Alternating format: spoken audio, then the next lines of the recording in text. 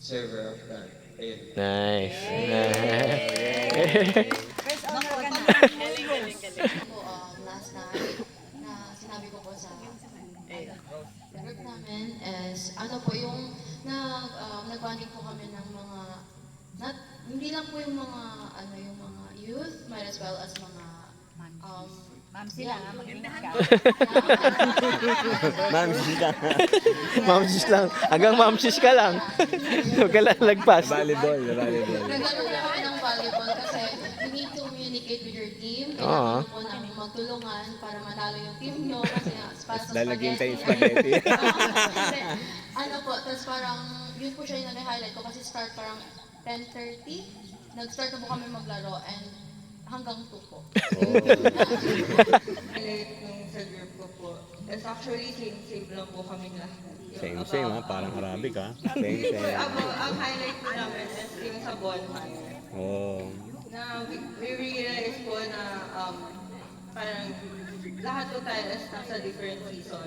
But as long as God is involved po, ang ganda po ng live. Wake up. Yeah. And also, sa group namin, MVP. lang, yung sa bonfire din, talaga yung pinaka-highlight na lahat para sa akin. Yun. Susubay, alam.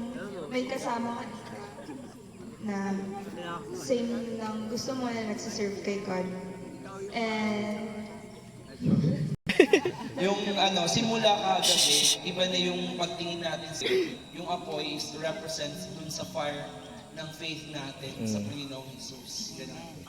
Parang lagi yun yung nababanggit simula kagabi ni Tita Christy, ni Charlotte, ni Panahon Tita na po Lita, na pag ikaw ay umalis doon sa apoy na yun, as a follower of Christ, pwedeng maglamlam yung apoy na nasa iyo. Wow.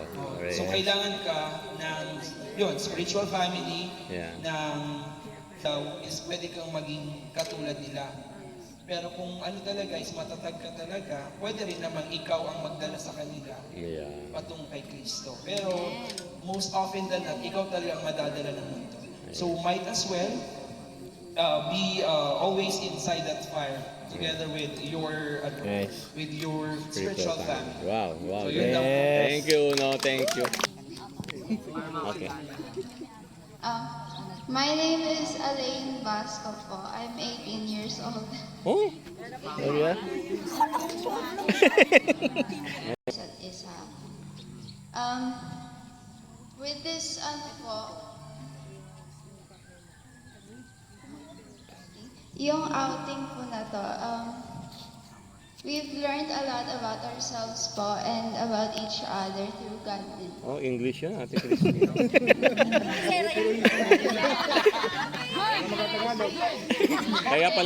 Kaya pala Daddy Alan mo lagi dumudugo ilong. Giselle, and 19 years old, and yung highlight po namin tatlo is yung bonding po and yung mga activities.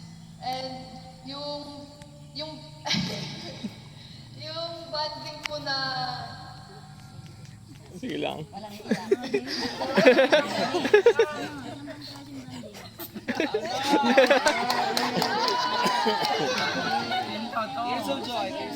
Yeah.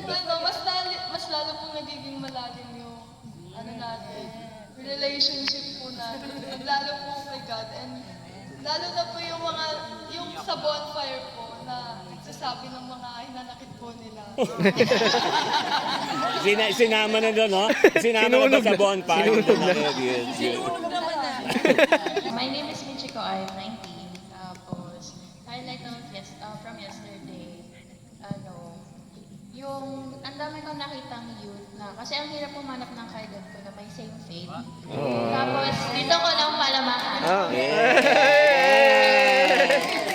years agwan natin. Tapos, naglalakad pa lang kami papunta ng bonfire kahapon. Tapos sinasabi ko pa, sino kayang iiyak mamaya? Nabangan ko. Ako din pala, kasama ako. Hindi pa ako nagkakwento, may iiyak. Tapos parang yung gabi na, yung kahapon, parang starting yun, parang lalong naging on fire yung feelings ko. Wow. Parang mas gusto kong lumapit kay God. Thank you, Ning. Number 1, madalas yan.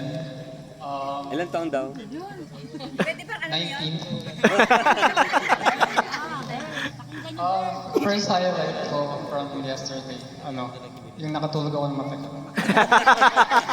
Yeah, nag-drive. First, yung spaghetti, masarap. Yung dinner, okay din.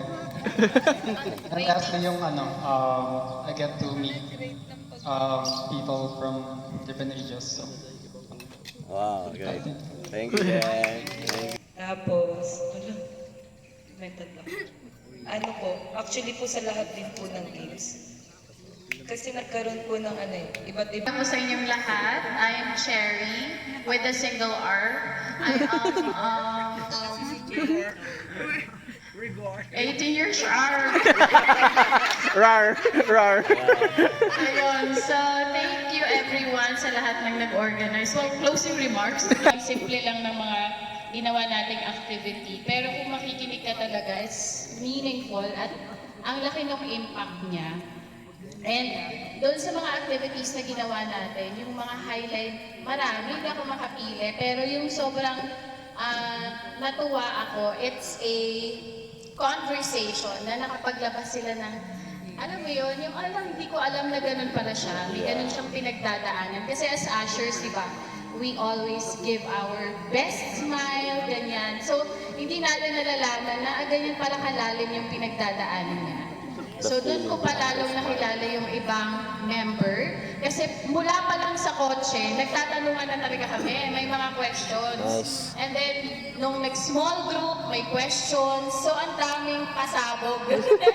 Na, okay, yung pala yung pinagdadaanan niya. Hindi ko yun alam. I don't have any idea. And then, nung sa bonfire na doon, ang daming umiyak. So, I praise God. Tama yung sinabi ni Tito na we are all valuable. Diba? No matter kung saan ka man galing, ano yung pinagdaanan mo bago mo na-meet si Christ, it's really, we are all valuable. Ano man yung pinagdaanan mo in the past. Mahal na mahal tayo ni God. And I'm so grateful na nandito ako sa community na to.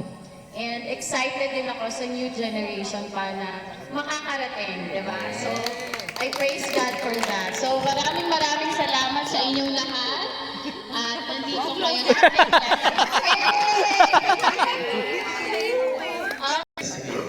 Fitz, hindi Fritz. Fitz. Ilan taon? 22 years old. Oh, parang 21 lang. Siguro yung highlights ko Color is na lang, yung color. bonfire kasi dito natin na overcome yung mga problems, struggles through God.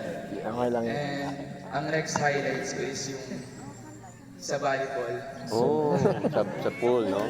Full volleyball. Galing. Opo, kasi dito siguro mas nadagdagan yung bond ng bawat isa sa mga youth and young adults.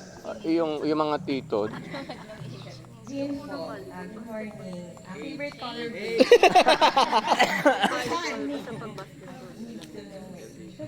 So, yung highlight po namin sa group mostly is the fellowship that we Wow. have. And I think na-accomplish rin po yung objective of this or this team building is to have a deeper relationship with one another and for us to get to know each other's walk and for us to have this privilege to journey with one another na hindi lang po tayo na serve lang, just say hi, but also to pray for them, to commune with them, to bond with them.